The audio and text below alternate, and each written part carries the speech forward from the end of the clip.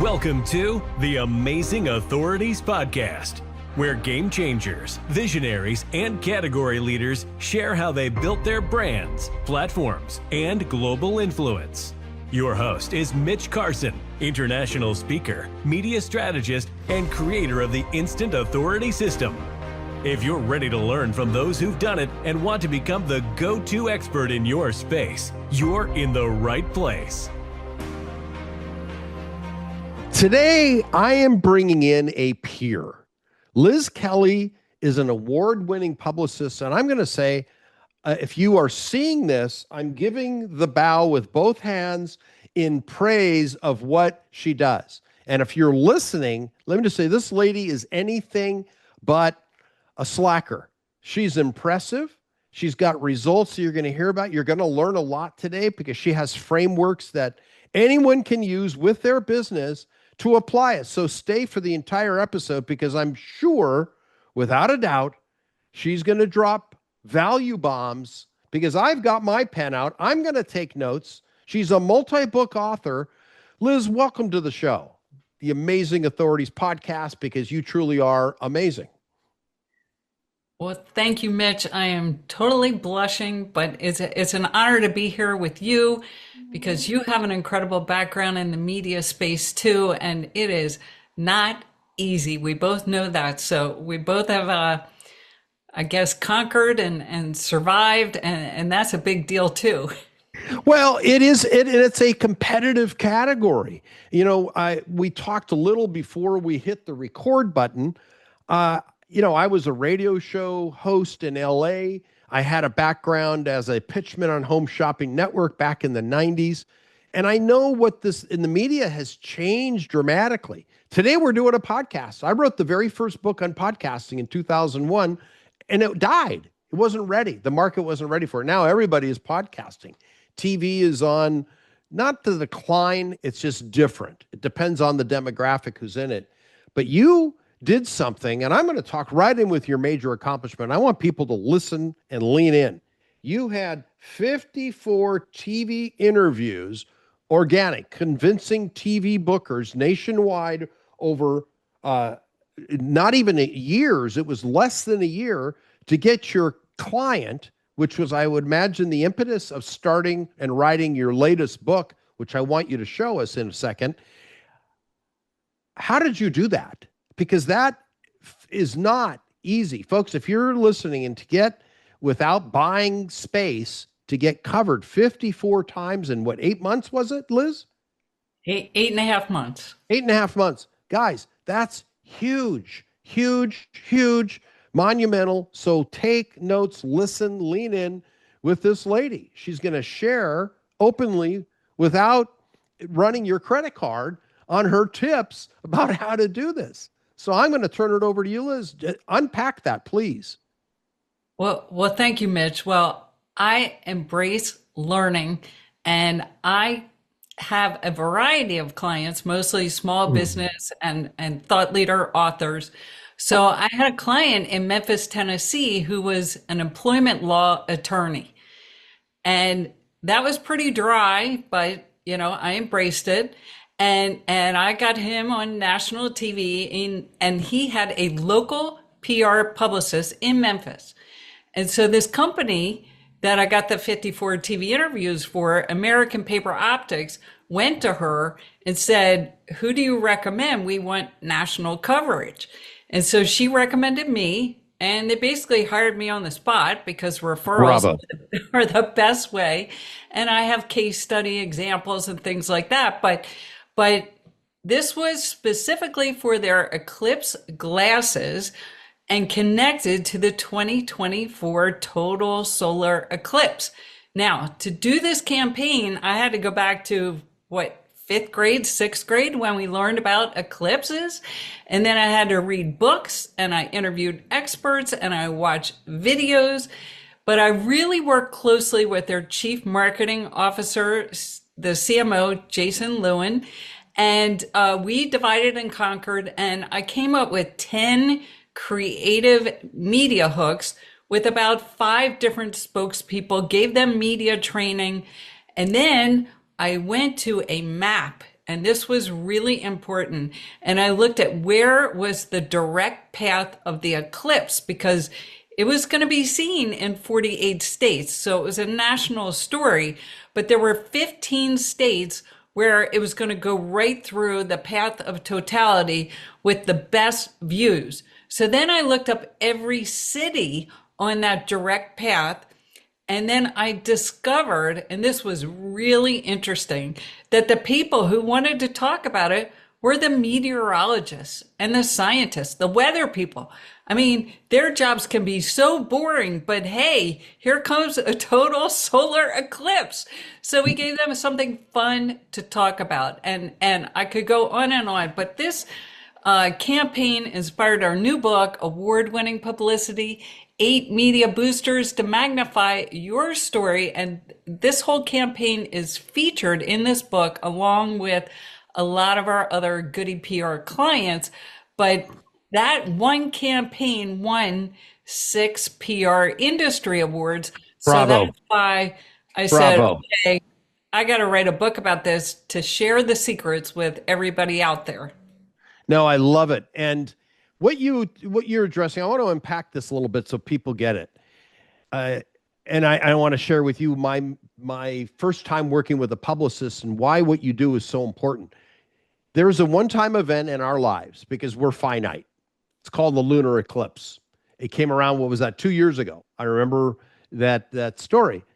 But it's going to be forgotten later. You capitalized on the newsjacked it, and you were very successful in getting your client covered on all these TV stations. Was that hard work, or were you able to use the meteorologist? What was your angle through your research? Because you also committed, this isn't easy. You committed time, energy, effort, and intelligence to research properly, to find your hook. Yes, exactly. And so I definitely had to do a lot of research to find the hook. And what I like to do is actually go on walks to brainstorm and just get away from the office to try to think of creative ideas to pitch. So what I was noticing was a trend, and the trend was, obviously you have to wear eclipse glasses or you can go blind looking at an eclipse. So that's a story in itself. But what was happening was all these other people, like scientists and even the weather people, they were catching on to, hey, you got to wear eclipse glasses or it could hurt your eyes. But what my client could talk about, because they were the number one manufacturer of eclipse glasses, and they were making 1 million eclipse glasses a day in their factory. Wow. Yeah, incredible. And then they were testing them. So what they could talk about is how the eclipse glasses are made and tested to protect your eyes. And the weather people could not talk about that. So once I shifted it a little bit, that's when the avalanche of interviews happened. But I also had some really great things that I could also pitch. One was, I'm a photographer. I have been for a long time. I studied photography at the Corcoran School of Art in DC. I am such an avid photographer. And so this guy who was on the team, who worked on the Hubble telescope, had invented an app called Solar Snap, the Eclipse app, to let you take photos with your iPhone of the eclipse. And everybody likes to take pictures and everybody likes to take them with the iPhone, but it's really hard, when something is hundreds of thousands of miles away to get a picture. But he had created this app and this filter that let you get really close and get great photos. And so that was a story that went viral because he was also a great media spokesperson and was really good at storytelling. So we had to get really creative with that. And it was different. It was different and it was unique. And then the CEO's daughter, this was another good one, had written an animated children's book that was called The Moonies. And I think the subtitle was the Journey to the Total Solar Eclipse. And it was about weather and how weather and clouds can get in the way of you seeing the total solar eclipse. And then there's a conflict in it.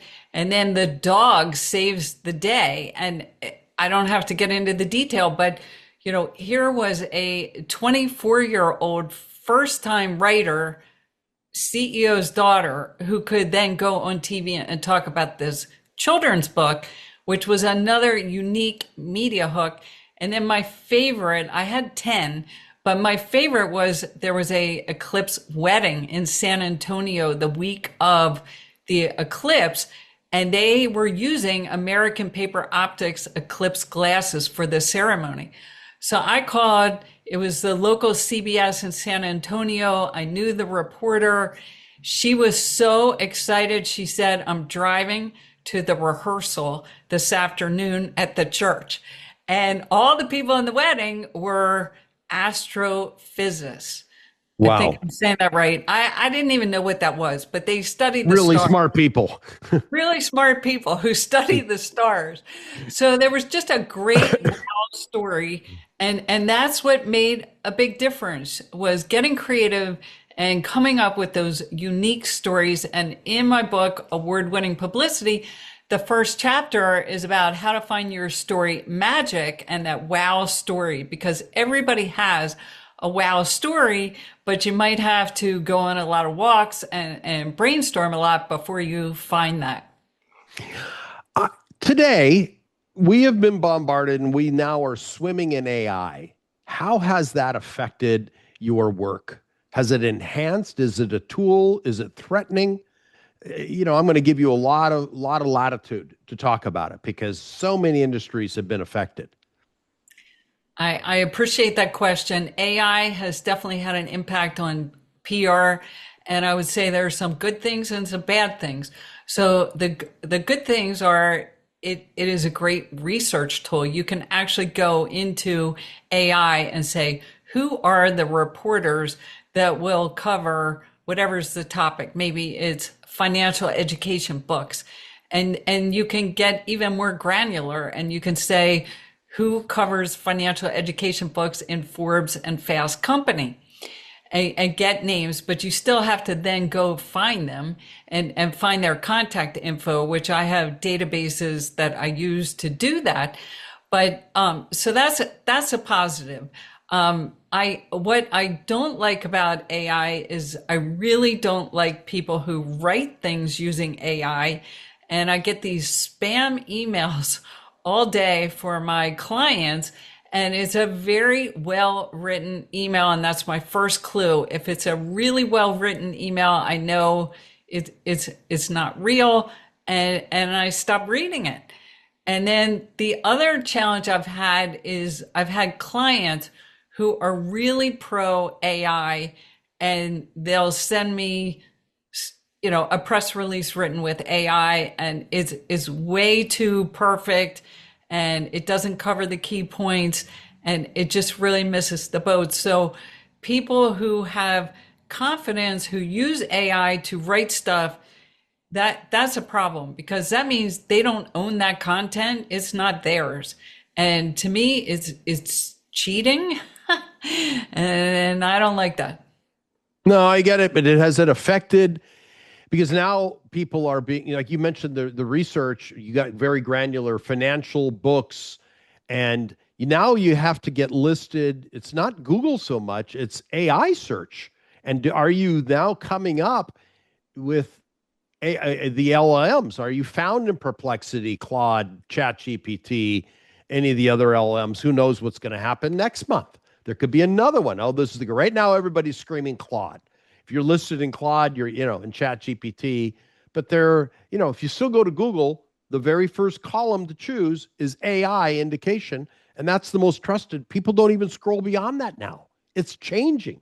That's why. Well, that's a really good point. So I do frequently go into Google and I'll Google my clients, or I'll go into ChatGPT and check to see if they're in there. And I'll do the same thing with Goody PR, my PR agency, and my books. And the good news is I'm noticing that everything comes up. And I also run a book awards program called the Goody Business book awards, and we get people where we say, where did you find us? And they say AI. We do a survey and when they nominate. And I would highly recommend that for anybody with a business who's selling something online, put a survey in there so you can figure out where they're finding you. But my opinion, and I'd be interested in your opinion, is that if you do SEO right, search engine optimization, then you're going to show up in all these AI tools. Because right now, if you Google award-winning publicity, we're the only book with that title. There's a lot of campaigns that are award-winning publicity, but we're the only one that's actually put together an 8-step process in a book. So we tend to come up at the top, and that's really good. And same thing with the book awards. If you put in top business book awards, a lot of times we will show up at the top. Now we do blogs, press releases, video marketing, social media marketing. I mean, we are all over the place to increase that SEO. And then I believe that feeds into AI, and that's why we're showing up in all these results. What do you think? I think that is all valid. And I'm going to add to it because I'm constantly in this space looking at it. LinkedIn matters a lot. Are you publishing on LinkedIn? Second one, which is huge, is Reddit. Reddit is where because if you're active with subreddits, and it's got to be current, and it's not something it's one and done. No, it's 1, 2, 3, and continual if you want to play that game. And Reddit is big. Quora is another one, because if you look at the searches, they're the ones that are being revealed to us. It's not, LinkedIn, Reddit, Quora, podcasts. Like, for example, if they were to research our 2 names after this goes up and goes live, it's going to come up. Podcasts are also where traction exists. So it's a broader game. It's not so simple today. It's a lot, I'm finding. It is a lot, and it is overwhelming. And oh my gosh. I totally agree with you. And LinkedIn, I'm very active on LinkedIn every day, pretty much. I'm not active on Reddit, so I will definitely take a look at that. I'm not either. I'm just sharing my findings. You ask the question, and we're PR professionals answering. The game is shifting. It's not stable. This isn't what it was before. It's changing. Now, makes it interesting and challenging. Sure. People ask me, why don't you retire? Why? It's fun. I like working.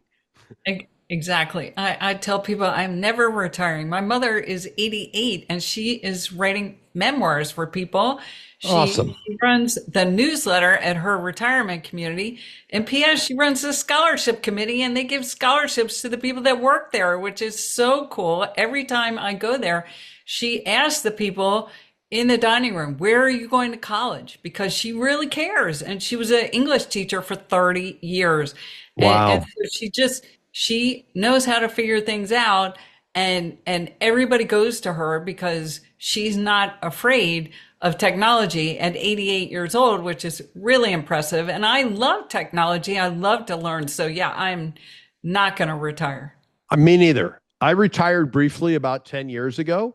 I'm a lot older than I look. Thank you, hair dye. But I got bored out of my brains. And I said, okay, I came back to work, and I there's no way I'm retiring again. Retirement means broken hip and an old folks home. Not doing it. So I'm going to stay. I'm totally with you. Yeah, I'm staying the course. Yeah, I do. I'm covered on Medicare and proud, but I'm still continuing to work. Love it. So I want to ask, you have a rich dad, Robert Kiyosaki story. Please share it about entrepreneurship. You were in training, and then you launched your agency. What was it, 17 years ago, if I've got the math right? Yes. So it's a great story. Thank you for asking. So I worked in the corporate world. I did a lot of training and development in telecom and finance. And I actually helped launch the first Sprint PCS in Baltimore and Washington, D.C. And I could go on about that story. But what I learned there was I worked with all the marketing people, and I learned how to create clear, concise, and compelling messages and how to take something complicated and make it fun and make it interesting.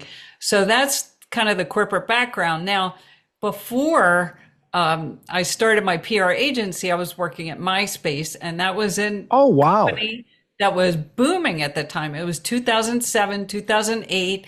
I was doing account management, and I was overseeing all the account managers and working on accounts like Toyota and University of Phoenix, who were spending millions of dollars with us. But then 2008 happened with the Great Recession. I remember that. Yeah, and Facebook started taking over. So, I got laid off with a lot of other people, and I decided I had written a dating book. That was my first book that I really embraced and learned so much. I hired my own PR people. I hired media trainers. I invested money out of my IRA, and I had 500 media hits over 5 years and got picked up by a publisher and a literary agent. So I had all this stuff in my back pocket. And I said, I want to start my own PR agency. I don't want to go back to the corporate world. And I have been reading the book, Rich Dad, Poor Dad by Robert Kiyosaki. And he was giving a seminar that was $5,000 for 3 days in Scottsdale, Arizona. Okay, now, who would spend $5,000 the weekend that they get laid off? Somebody that's willing to take a risk and believes in herself. Exactly. So that's what I said. I said, I'm going to go because Robert specializes in entrepreneurs and my clients are in that room. And so they started high-fiving me and saying, congrats for getting out of the rat race. That's what Robert calls the 9-to-5 corporate world. And then I met all these people who really wanted to help me. And the first ones were a group that were specializing in, they ran Rich Dad Hawaii. And Robert was playing around with franchises. So they were running Rich Dad Hawaii. And I said, well, that's great. I'm going to Hawaii in a week. So we had dinner and they said, we want you to use us as a test case, because I had never done it for a client. I had only done PR for my dating book, right? So I said, okay. So we have dinner. I start doing PR for this Rich Dad Hawaii group. I get them on every TV station in Oahu. And the people at Rich Dad in Scottsdale were saying, who is this person, Liz Kelly? And then I got to work on a campaign for Robert's wife, Kim Kiyosaki, who wrote a book called Rich Woman. And I worked on that campaign for about 4 months. And we had a financial education summit for women on Oahu. This was very painful to have to spend all this time in Hawaii. And then somebody from that committee was one of what they call the Rich Dad advisors. And Robert Kiyosaki has 8 Rich Dad advisors. They're all small business CEOs. They're all authors.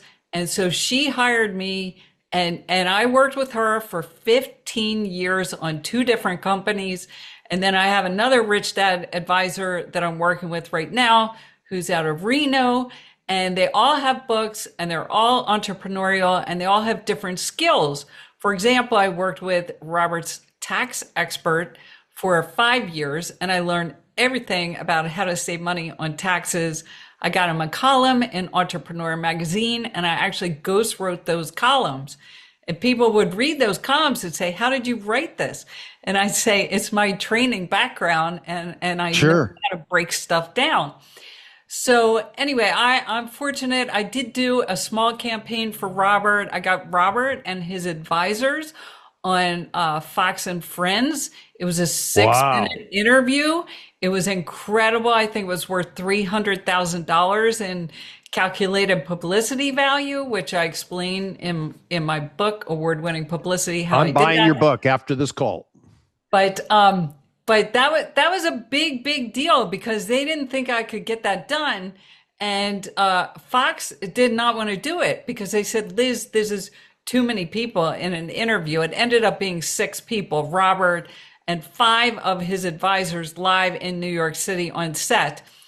And to get that through, I actually wrote the script and they had written a book together. It was called More Important Than Money, An Entrepreneur's Team, because they were a team for Robert, right? And they all had these different areas of expertise. And so I went to each one and I said, give me just one entrepreneur tip based on your area of expertise. And then I wrote out the script, and they said, okay, let's do it. And then it was at, I don't know what time. It was maybe 7 o'clock in the morning, which is 4 o'clock California time. So I got up at 3 o'clock in the morning just to make sure everything ran smoothly. They all brought guests, and when you show up at a TV station, they want the guest names on that list for security reasons. Of course. And then there's always the risk that you're going to get bumped by breaking news. Right. And I've had that happen a couple times. Me too. I've actually been able to recover the interview. So I'm always up no matter what time it is so that I can be on it if there's any, change in the schedule. Wow. Well, that's been quite the story. Now, Liz, the book is available everywhere, I presume. It's on Amazon. You can buy it through independent bookstores. And I would presume Ingram Spark, some of the other. Yeah, because if you know the comprehensive component. And I'm going to buy it because I'm so interested and blown away by 54 TV interviews. You found a unique product, got him on TV. Was he on radio shows as well? The owner with the glasses? They were on radio shows. They were on NPR, and there were others. But one of the things that I talk about in the book is it was such a visual story because you're holding up eclipse glasses, you're looking at maps of where is the eclipse going to go. So I think that also helped with getting all those interviews. Oh, sure. It was visual. It was timely. And that's a one-off situation, and one day I'll tell you my story with working with a publicist the first time. I created the toilet paper with bin Laden's face on it after 9/11. And that was that. And I got worldwide publicity. I hired a publicist for that. That's a long story. I'll tell you at a later date, but I'm a big fan. And that's what got me into PR. Similar story. It was something that changed the landscape. Wow. All these awards. Liz Kelly, so it's goodypr.com is where they can find you? Yes, goodypr.com. And then the book, you can go to award-winningpublicity.com or just get it on Amazon. But this has just been so fun. And I really sincerely wrote this book to help people. So I hope if you're a small business owner or an author or a thought leader, it will help you. And if not, call me, I'll help you. Liz, thank you so much for your time today. You've been a great guest. As I had anticipated, the energy was great, the delivery, the content, the ideas. Buy the book. I'm going to buy it. Promise, no kidding. I'm a little far away to get the physical copy, but I will buy the digital version and write a review, read her book, consume it, write a review, help this lady because she's helped a lot of other people. And another amazing guest on the Amazing Authorities podcast. Liz, thank you for your time today. Well, thank you so much, Mitch. And thank you to everybody listening out there. And good luck getting your story out there. Thanks for tuning in to the Amazing Authorities podcast. If today's episode inspired you, take a moment to subscribe, rate, and leave a review. It helps more experts like you rise to the top. For behind-the-scenes access and free resources to boost your authority, head to mitchcarson.com. Until next time, stay amazing.